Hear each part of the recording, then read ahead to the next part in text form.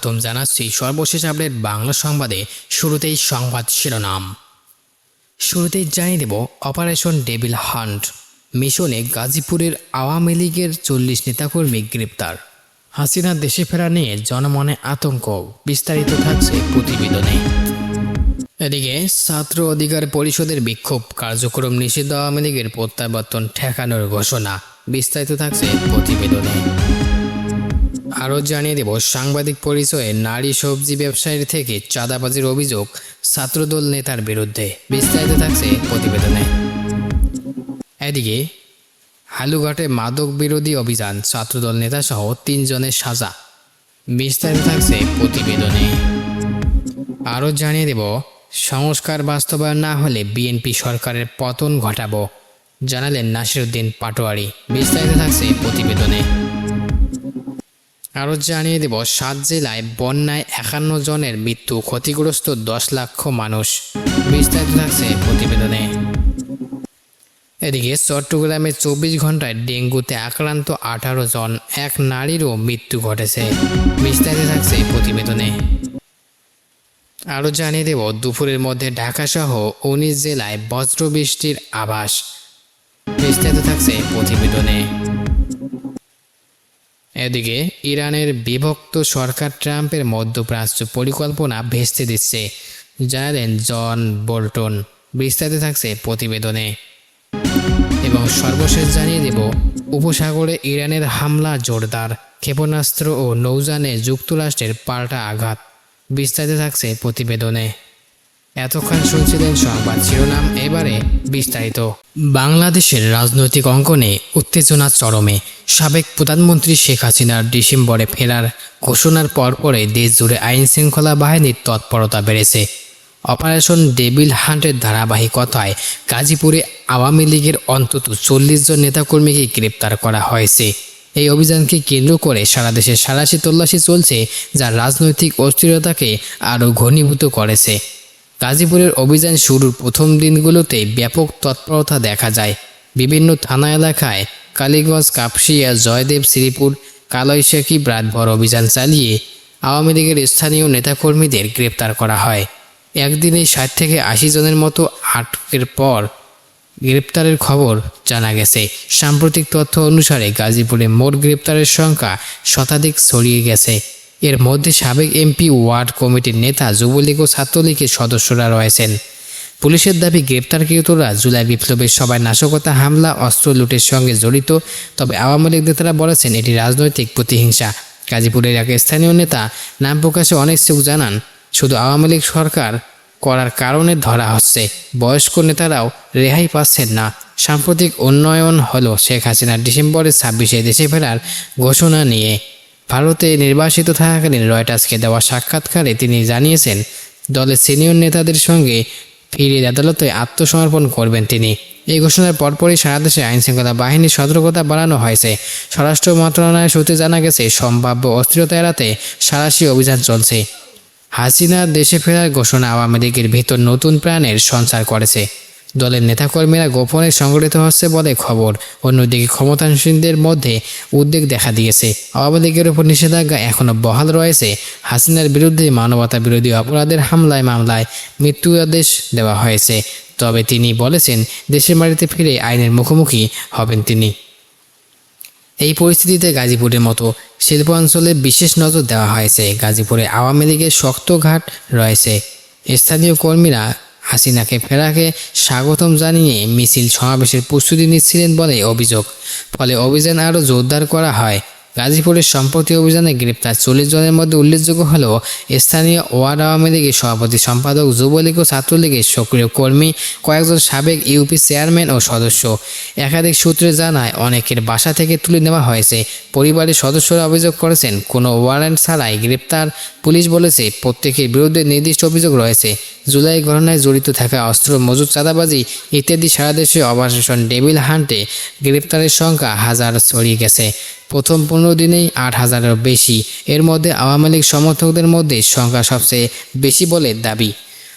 আওয়ামী লীগের সাধারণ সম্পাদক সহ শীর্ষ নেতাদের এই অভিযানকে রাজনৈতিক দমনপীড়ন বলে নিন্দা করেছেন। তারা বলেছেন হাসিনা দেশে ফেরার আশঙ্কায় ভয় পেয়েছে তারেকের সরকার। অন্যদিকে ছাত্র জনতার আন্দোলনের নেতারা বলেছেন, দেশের শান্তি ফিরিয়ে আনতে এই অভিযান জরুরি, ফ্যাসিবাদের অবশেষ মুছে ফেলতে হবে। বিএনপির অন্যান্য বিরোধী দল এই বিষয়ে সতর্কতা অবস্থান নিয়েছেন। তারা চায় আইনের শাসন বজায় রেখে অভিযান চালানো হোক, কিন্তু রাজনৈতিক প্রতিহিংসা না হয়। মানবাধিকার সংস্থাগুলো উদ্বেগ প্রকাশ করেছেন, গ্রেপ্তারের সময় নির্যাতনের অভিযোগ উঠেছে। আইনজীবীরা বলেছেন, অনেক ক্ষেত্রে গ্রেপ্তারের অসাংবিধানিক, আদালতে জামিনের আবেদনও কঠিন হয়ে পড়েছে। অন্তর্বর্তীকালীন সরকার ও পরবর্তী নির্বাচিত সরকার আমলে এই অভিযান চলছে। এটি দেশের গণতান্ত্রিক প্রক্রিয়াকে প্রভাবিত করেছে বলে জানিয়েছে। গাজীপুরে বাংলাদেশের অন্যতম শিল্পাঞ্চল, এখানকার রাজনৈতিক অস্থিরতা গার্মেন্টস শ্রমিক ব্যবসায়ীদের প্রভাবিত করছে। আতঙ্কে অনেক কর্মী গা ঢাকা দিয়েছেন, পরিবারগুলোতে উদ্বেগ বিরাজ করছে। স্থানীয় বাজারে লোক চলাচল কমেছে। শেখ হাসিনা ডিসেম্বরে ফেরা যদি বাস্তবে হয়, তাহলে রাজনৈতিক দৃশ্যপট বদলে যেতে পারে। আওয়ামী লীগ নিষেধাজ্ঞা তুলে নেওয়ার দাবি জোরদার হবে। অন্যদিকে সরকার হয়তো আরও কঠোর অবস্থান নিতে পারে। এদিকে ছাত্র অধিকার পরিষদের বিক্ষোভ, কার্যক্রম নিষিদ্ধ, আওয়ামী লীগের প্রত্যাবর্তন ঠেকানোর ঘোষণা। গুম, খুন ও গণহত্যার বিচার এবং আদালতের রায় অনুযায়ী সাবেক প্রধানমন্ত্রী শেখ হাসিনার ফাঁসি কার্যকরের দাবিতে বিক্ষোভ সমাবেশ ও মিছিল করেছে বাংলাদেশ ছাত্র অধিকার পরিষদ। একই সঙ্গে আওয়ামী লীগের রাজনৈতিক প্রত্যাবর্তন ঠেকানোর ঘোষণা দিয়েছেন সংগঠনটির নেতারা। শনিবার বিকেলে 5টার দিকে ঢাকা বিশ্ববিদ্যালয়ের রাজু ভাস্কর্যের পাদদেশে জুলাই স্মরণ কর্মসূচির অংশ হিসেবে এই সমাবেশের আয়োজন করা হয়। সমাবেশ শেষে একটি বিক্ষোভ মিছিল টিএসসি থেকে শুরু করে বিসি চত্বর, মধুর ক্যান্টিন ও শাহবাগ ঘুরে আসার টিএসসিতে এসে শেষ হয়। সমাবেশে ছাত্র অধিকার পরিষদের কেন্দ্রীয় সভাপতি ও জুলাই গণঅভ্যুত্থানের অন্যতম সমন্বয়ক নাজমুল হাসান বলেন, 2024 সালের গণঅভ্যুত্থানে পর বাংলাদেশে শেখ হাসিনা আর কোনো জায়গা নেই। আওয়ামী লীগের যে সকল নেতা খুন, গুম ও লুণ্ঠনের সঙ্গে জড়িত নন, তাদের প্রতি আহ্বান জুলাইকে মেনে নিন। জুলাই মেনে নিলে আমাদেরও ইনসাফ মিলবে। নাজমুল ইসলাম বলেন, সরকারকে অতিবিলম্বে জুলাই গণ অভ্যুত্থানের রায় বাস্তবায়ন করতে হবে এবং জুলাই মাসের মধ্যেই প্রস্তাবিত জুলাই স্মৃতি জাদুঘর চালু করতে হবে। ছাত্র অধিকার পরিষদের ঢাকা বিশ্ববিদ্যালয় শাখার সভাপতি সাদমান আবদুল্লাহ বলেন, সামাজিক যোগাযোগ মাধ্যমে শেখ হাসিনার ডিসেম্বরে ফেরার ঘোষণা ও বক্তব্যকে ঘিরে জনমনে আতঙ্ক তৈরি হয়েছে। আমরা ডিসেম্বরে পর্যন্ত অপেক্ষা করতে রাজি আছি, কিন্তু তার আগে যারা ভারতের এজেন্ডা বাস্তবায়ন করতে চায় এবং আওয়ামী লীগকে দেশে ফিরিয়ে আনার চেষ্টা করছে, জনগণকে তাদের প্রতিহত করতে হবে। ছাত্র অধিকার পরিষদের কেন্দ্রীয় জ্যেষ্ঠ সহসভাপতি নেওয়াজ খান বাপ্পি বলেন, শেখ হাসিনা আর দেশে ফিরে আসার চেষ্টা করা উচিত নয়। আপনি যদি ফিরতে চান, তাহলে শহীদদের রক্তে মরিয়ে দিতে হবে। আওয়ামী লীগের নেতাকর্মীরা অর্থের বিনিময়ে খাদ্য বিতরণ কর্মসূচির আড়ালে মিছিল করছে বলে দাবি করেন তিনি। এদিকে সাংবাদিক পরিচয়ে নারী সবজি ব্যবসায়ী থেকে চাঁদাবাজির অভিযোগ ছাত্রদল নেতার বিরুদ্ধে।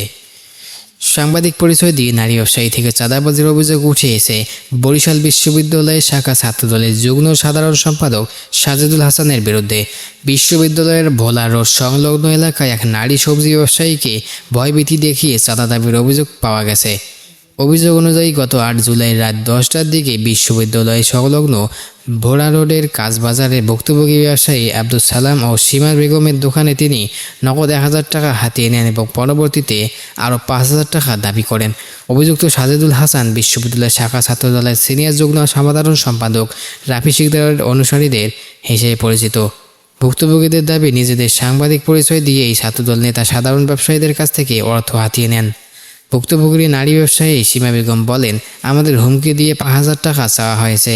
টাকা না দিলে আমাদের ঘরে ফিরতে দেওয়া হবে না বলে আমাদেরকে মেরে ফেলা হবে, এই হুমকি দিয়েছেন। আমি তখন বলি, ধার দেনা করে কোনো মতে দোকানটি দিয়েছি, এত তাড়াতাড়ি এত টাকা কীভাবে পাবো? এক পর্যায়ে বাধ্য হয়ে আমি তাকে 1000 টাকা দিয়ে দেই।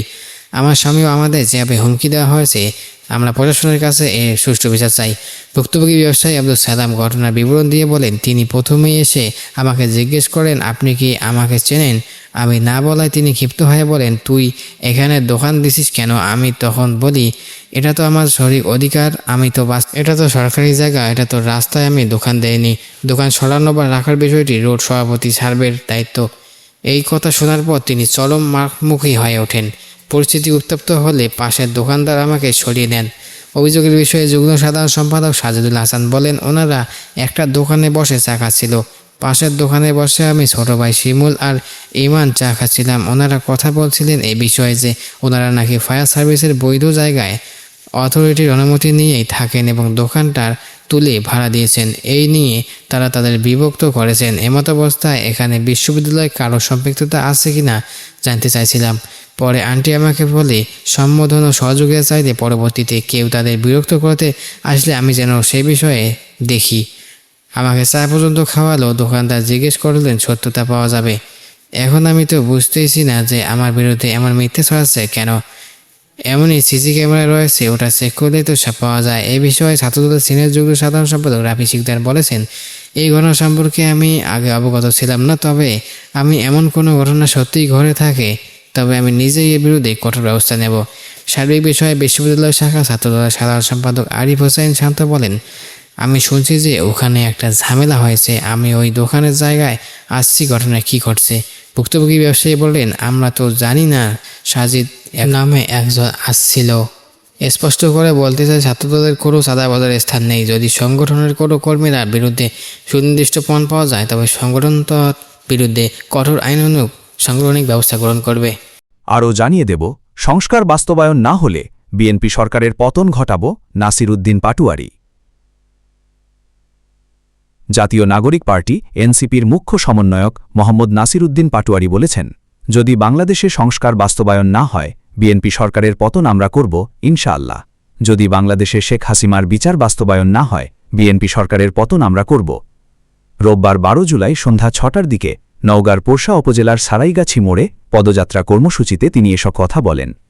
গণভোট বাস্তবায়ন, কর্মসংস্থান ও সীমান্ত সুরক্ষার দাবিতে দেশজুড়ে 64 জেলার 100টি উপজেলা ও পৌরসভায় 6 জুলাই থেকে মাসব্যাপী দেশ গড়তে জুলাই জাগরণ কর্মসূচি শুরু করেছে এনসিপি। এই কর্মসূচির অংশ হিসেবে আজ নওগাঁর পোরশা উপজেলার সারাইগাছি মোড়ে পদযাত্রা কর্মসূচির আয়োজন করে সংগঠনটি। এতে প্রধান অতিথির বক্তব্য দেন নাসির উদ্দিন পাটোয়ারি। অনুষ্ঠানে বিএনপি সরকারের সমালোচনা করে নাসির উদ্দিন পাটোয়ারি বলেন, যারা চিল্লাচিল্লি করতেছে মিডিয়াতে, বিভিন্ন মন্ত্রী হয়েছেন, এমপি হয়েছেন, এত গরম দেখায়েন না। আমরা যদি ভালো মতন একটু গরম দেখাই, শেখ হাসিনা তো দিল্লিতে পালাইছে, আপনি কই পালাইবেন? বঙ্গোপসাগরে? বঙ্গোপসাগরেও পালানোর জায়গা পাইবেন না। আমরা যথেষ্ট ভদ্র আচরণ করতেছি, কারণ আমরা একটা সভ্য বাংলাদেশ গড়তে চাই, সবাইকে নিয়ে সুন্দর একটি বাংলাদেশ দাঁড় করাতে চাই। এই সুযোগে কেউ যদি বেশি লাফ দেওয়া শুরু করেন, কিভাবে টেনে নামাইতে হয় আমাদের জানা আছে। আপনাদের যে ভূত এসেছে, রামভূত, দিল্লির ভূত, এই চাঁদাবাজির ভূত আমরা ইনশাআল্লাহ নামায় ফেলব। চট্টগ্রাম ও সিলেট অঞ্চলের বন্যা ব্যবস্থাপনা নিয়ে সরকারের ভূমিকা নিয়ে সমালোচনা করেন নাসির উদ্দিন পাটোয়ারি। তিনি বলেন, দক্ষিণবঙ্গে বন্যা হচ্ছে, 39 জন বাংলাদেশি নাগরিক মৃত্যুবরণ করেছে। বাংলাদেশের একটা মন্ত্রণালয় রয়েছে, ত্রাণ ও দুর্যোগ মন্ত্রণালয়। এই ত্রাণ ও দুর্যোগ মন্ত্রণালয়ের যিনি মন্ত্রী, তাকে শুধু ইলেকশনের আগেই খুঁজে পাওয়া গিয়েছে। ইলেকশনের পরে এই বন্যাগ্রস্ত মানুষের মধ্যে তাকে একদিনও আমরা দেখতে পাই নাই। প্রতিবেশী দেশ ভারতেরও সমালোচনা করেন নাসির উদ্দিন পাটোয়ারি। তিনি বলেন, ভারতের ওইখানে যারা গেরুয়া সন্ত্রাস করে, বিজেপি আরএসএসের যে গুন্ডা বাহিনী, আমরাও তোমাদের হুঁশিয়ার করে দিতে চাই। বাংলাদেশের মুসলমান, হিন্দু, বৌদ্ধ, খ্রিস্টান 74-এ আজাদির লড়াই করেছে, 71-এ যুদ্ধ করেছে, 90-এ করেছে, 24-এ করেছে। তোমাদের কোনো ষড়যন্ত্রই বাংলাদেশে কখনো বাস্তবায়ন হবে না। বাংলাদেশ স্বাধীন আছে, থাকবে। বাংলাদেশের মানুষ লড়ে যাবে, তবুও আমরা কখনোই ভারতের সেবাদাস বা গোলাম হব না। এনসিপি জেলা কমিটির আহ্বায়ক মাহফুজার রহমান চৌধুরীর সভাপতিত্বে এ সময় এনসিপির কমিটির যুগ্ম আহ্বায়ক মনিরা শারমিন, এসএম সাইফ মুস্তাফিজ, জাতীয় যুবশক্তির সাধারণ সম্পাদক ইঞ্জিনিয়ার ফারহাদ সোহেল সহ অন্যান্য বক্তব্য দেন। আরও জানিয়ে দেব, 7 জেলায় বন্যায় 51 জনের মৃত্যু, ক্ষতিগ্রস্ত 10 লাখ মানুষ। টানা অতিবৃষ্টি, পাহাড়ি ঢল ও পাহাড় ধসের কারণে 7 জেলায় ভয়াবহ বন্যা পরিস্থিতির সৃষ্টি হয়েছে। এতে ক্ষতিগ্রস্ত হয়েছে 10,22,963 জন। এ পর্যন্ত প্রাণ হারিয়েছে 51 জন এবং আহত হয়েছে 39 জন। গতকাল দুপুরে 12টা পর্যন্ত দুর্যোগ ব্যবস্থাপনা ও ত্রাণ মন্ত্রণালয়ের হালনাগাদ তথ্যে এ চিত্র উঠে এসেছে। মন্ত্রণালয়ের তথ্য অনুযায়ী বন্যা কবলিত 7টি জেলা হল খাগড়াছড়ি, রাঙামাটি, বান্দরবান, কক্সবাজার, চট্টগ্রাম, মৌলভীবাজার ও হবিগঞ্জ। এসব জেলার 58টি উপজেলা, 386টি ইউনিয়ন এবং 11টি পৌরসভা প্লাবিত হয়েছে। পানিবন্দী হয়ে পড়েছে 2,67,918টি পরিবার। ক্ষতিগ্রস্ত মানুষের সংখ্যা 10,22,963। এ পর্যন্ত প্রাণ হারিয়েছে 51 জন এবং আহত হয়েছে 39 জন। দৌলতবানুষিয়ত মানুষ 1,133টি আশ্রয়কেন্দ্র খোলা হয়েছে। বর্তমানে এসব কেন্দ্রে আশ্রয় নিয়েছে 44,457 জন। জেলাভিত্তিক তথ্য অনুযায়ী সবচেয়ে বেশি ক্ষতিগ্রস্ত হয়েছে চট্টগ্রাম ও কক্সবাজার। মন্ত্রণালয় জানিয়েছে, চট্টগ্রামের ১৬টি উপজেলার ১৫২টি ইউনিয়ন ও পৌর এলাকা আংশিকভাবে জলাবদ্ধতার শিকার হয়েছে। পানিবন্দী পরিবারের সংখ্যা ১,৪৮,৫০০ এবং ক্ষতিগ্রস্ত মানুষের সংখ্যা ৫,৯৫,০০০। জেলায় নিহত হয়েছে ১৩ জন এবং আহত হয়েছে ১২ জন। সেখানে ৬১৮টি আশ্রয়কেন্দ্রে বর্তমানে ২১,৯০০ জন আশ্রয় নিয়েছে। ক্ষতিগ্রস্তদের মধ্যে চাল, নগদ অর্থ, শুকনা ও রান্না করা খাবার বিতরণ অব্যাহত রয়েছে। কক্সবাজারের ১০টি উপজেলার ৭০টি ইউনিয়ন ও ৪টি পৌরসভা বন্যায় ক্ষতিগ্রস্ত হয়েছে। জেলায় ৩৯,৫০৬টি পরিবার পানিবন্দী হয়ে পড়েছে এবং ক্ষতিগ্রস্ত মানুষের সংখ্যা ১,৫৮,০২৭। স্থানীয় বাসিন্দা ও ১৩ জন রোহিঙ্গা। আহত হয়েছে ২৪ জন, যার মধ্যে ৫ জন রোহিঙ্গা। জেলা প্রশাসনের তথ্যমতে একজন এখনও নিখোঁজ। জেলায় ২৭টি আশ্রয়কেন্দ্রে ১,৫৮০ জন আশ্রয় নিয়েছে। চাল, নগদ অর্থ, শুকনা খাবার, ঢেউটিন সহ বিভিন্ন ত্রাণ সামগ্রী বিতরণ করা হয়েছে। বান্দরবানের ৭ উপজেলা ৩৪টি ইউনিয়ন ও ২টি পৌরসভা বন্যায় ক্ষতিগ্রস্ত হয়েছে। জেলায় ১২,৫০০টি পরিবার পানিবন্দী হয়ে পড়েছে এবং ক্ষতিগ্রস্ত মানুষের সংখ্যা ৮,৩৫০। সেখানে মারা গেছে ৬ জন এবং আহত হয়েছে ২ জন।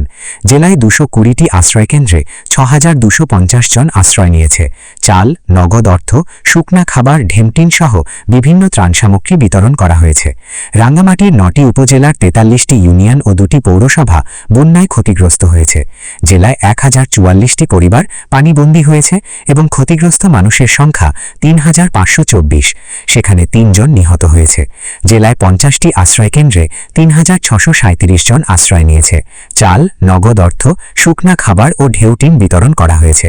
খাগড়াছড়ির ৯টি উপজেলার ৩৩টি ইউনিয়ন ও ৩টি পৌরসভা বন্যায় ক্ষতিগ্রস্ত হয়েছে। জেলায় ১,০৭৩টি পরিবার পানিবন্দী হয়ে পড়েছে এবং ক্ষতিগ্রস্ত মানুষের সংখ্যা ৩৪,৪১৭। সেখানে ১ জন আহত হয়েছে। জেলায় ১৫০টি আশ্রয়কেন্দ্রে ২,৮৮৩ জন আশ্রয় নিয়েছে। চাল, নগদ অর্থ, শুকনা খাবার ও ঢেউটিন বিতরণ করা হয়েছে। মৌলভীবাজারের ৫টি উপজেলার ৩১টি ইউনিয়ন ও ১টি পৌরসভা বন্যায় ক্ষতিগ্রস্ত হয়েছে। জেলায় ৭,৩০৮টি পরিবার পানিবন্দী হয়েছে এবং ক্ষতিগ্রস্ত মানুষের সংখ্যা ২৬,৫৪৪। সেখানে ১ জন নিহত হয়েছে। জেলায় ৫০টি আশ্রয়কেন্দ্রে ২,১৭২ জন আশ্রয় নিয়েছে। চাল, নগদ অর্থ, শুকনা খাবার ও ঢেউটিন বিতরণ করা হয়েছে। হবিগঞ্জের ৩টি উপজেলার ৫টি ইউনিয়ন বন্যায় ক্ষতিগ্রস্ত হয়েছে। জেলায় ৬,৪৪৪টি পরিবার পানিবন্দী হয়েছে এবং ক্ষতিগ্রস্ত মানুষের সংখ্যা ২৮,১৪০। জেলা প্রশাসনের তথ্যমতে ২টি আশ্রয়কেন্দ্র খোলা হলেও সেখানে এখন পর্যন্ত কেউ আশ্রয় নেননি। ক্ষতিগ্রস্তদের মধ্যে চাল, নগদ অর্থ, শুকনা খাবার ও ঢেউটিন বিতরণ করা হয়েছে। বিভিন্ন স্থান থেকে পাঠানো নিজস্ব প্রতিবেদক ও প্রতিনিধিদের পাঠানো আরও খবর। কক্সবাজার। টানা ভারী বর্ষণের মধ্যে কক্সবাজার শহরতলিতে পাহাড় ধসে রোজিনা আক্তার ২৫ নামে এক গৃহবধূর মৃত্যু হয়েছে। শনিবার রাতে সদর উপজেলার ঝিলংজা ইউনিয়নের ১ নম্বর মার্ডের কলাতলি ঝিরঝিরি পাড়ায় এ ঘটনা ঘটে। জানা গেছে, রাতের খাবারের আয়োজন নিয়ে ব্যস্ত ছিলেন রোজিনা আক্তার। রাত ৯টার দিকে হঠাৎ বিকট শব্দে কেঁপে ওঠে পুরো এলাকা। মুহূর্তের মধ্যেই বাড়ির পেছনের পাহাড় ধসে পড়ে সরাসরি রান্নাঘরের ওপর। বিশাল পরিমাণ মাটি, কাদা ও বাঁশঝাড় একসঙ্গে নেমে এসে রান্নাঘরটি সম্পূর্ণ মাটি চাপা পড়ে যায়। ঘটনাস্থলেই আটকা পড়ে মারা যান রোজিনা আক্তার। এদিকে টানা ১ সপ্তাহের ভারী বর্ষণের পর শনিবার বৃষ্টি কিছুটা কমলেও গত ভোর রাত থেকে আবারও শুরু হয়েছে ভারী বৃষ্টিপাত। এতে কক্সবাজারের বন্যা দুর্গত এলাকাগুলোতে নতুন করে দুর্ভোগ দেখা দিয়েছে। যেসব এলাকায় বন্যার পানি কিছুটা নেমে গিয়েছিল সেখানে আবারও পানি বাড়তে শুরু করেছে। দেখা দিয়েছে বিশুদ্ধ পানির তীব্র সংকট। টানা কয়েকদিনের ভারী বৃষ্টিতে সৃষ্ট বন্যা ও পাহাড় ধসে জেলায় আরও ৩ জনের মৃত্যু হয়েছে। নিখোঁজ রয়েছে ১ জন। এ নিয়ে চলমান দুর্যোগে কক্সবাজারে বন্যা ও পাহাড় ধসে প্রাণহানির সংখ্যা বেড়ে দাঁড়িয়েছে ২৯ জনে। পেকুয়া উপজেলা নির্বাহী কর্মকর্তা ইউএনও রফিকুল ইসলাম জানান, শনিবার রাতে উপজেলার সদর ইউনিয়নের বলিরপাড়া এলাকায় বন্যার পানিতে ডুবে ১৯ মাস বয়সী মুশফিকুর রহিম নামে এক শিশুর মৃত্যু হয়। সে ওই এলাকার প্রবাসী নাসির উদ্দিনের ছেলে। এদিকে চকরিয়া উপজেলার কৈয়ারবিল ইউনিয়নের জলদাসপাড়ার সুজিত দাস ১২ বন্যার পানিতে ভেসে গিয়ে নিখোঁজ রয়েছে। সুজিত চকরিয়ার জলদাসপাড়ার তুফান দাসের ছেলে। এছাড়া ৮ই জুলাই রামু উপজেলায় ঈদঘরে ঢলের পানিতে নিখোঁজ হওয়া সাজিদুল ইসলাম সাজিদের ১৩ লাশ ঈদগাঁও উপজেলার ফুলেশ্বরী নদী থেকে উদ্ধার করা হয়েছে। সে রামু উপজেলায় ঈদঘর ইউনিয়নের হাসনা কাতার নুরুল ইসলামের ছেলে। চট্টগ্রাম। বন্যায় শনিবার পর্যন্ত চট্টগ্রাম জেলার 15টি উপজেলার 153টি ইউনিয়ন প্লাবিত হয়েছে। এতে মৎস্য খাতে ক্ষতির পরিমাণ 109 কোটি টাকা। মোট 12,251টি পুকুর, দিঘি ও খামার ভেসে গেছে, যার মোট আয়তন 4,106 হেক্টর। পুকুর, দিঘি ছাড়াও 320টি মাছের ঘের ক্ষতিগ্রস্ত হয়েছে। এসব পুকুর, দিঘি ও ঘের পানিতে তলিয়ে যাওয়ায় মাছ বের হয়ে অনেকটা মৎস্যশূন্য হয়ে পড়েছে। প্রাথমিকভাবে ক্ষতির পরিমাণ 109 কোটি টাকা নির্ধারিত হলেও তা আরও বাড়বে বলে ধারণা করা হচ্ছে। খাগড়াছড়ি। ভারী বর্ষণ ও পাহাড়ি ঢলে সৃষ্ট বন্যায় খাগড়াছড়ির মহালছড়ি উপজেলাসহ বিভিন্ন এলাকা পানিবন্দী ছিল। বন্যা পরবর্তী স্বাস্থ্যসেবা দিতে মাঠে নেমেছে সেনাবাহিনী। দুর্গত মানুষের এ দুর্দশা লাঘবে মানবিক সহায়তা কর্মক্রম অব্যাহত রেখেছে মহালছড়ি সেনাজন। বন্যার পানি নেমে গেছে, চেঙ্গি ও মাইনি নদীর পানি নেমে গেছে। যোগাযোগ বিচ্ছিন্ন 3টি সড়কেই স্বাভাবিকভাবে যানবাহন চলছে। প্রশাসনের ত্রাণ দেওয়া অব্যাহত রয়েছে। সিলেট বিভাগে বন্যা পরিস্থিতির কিছুটা উন্নতি হয়েছে।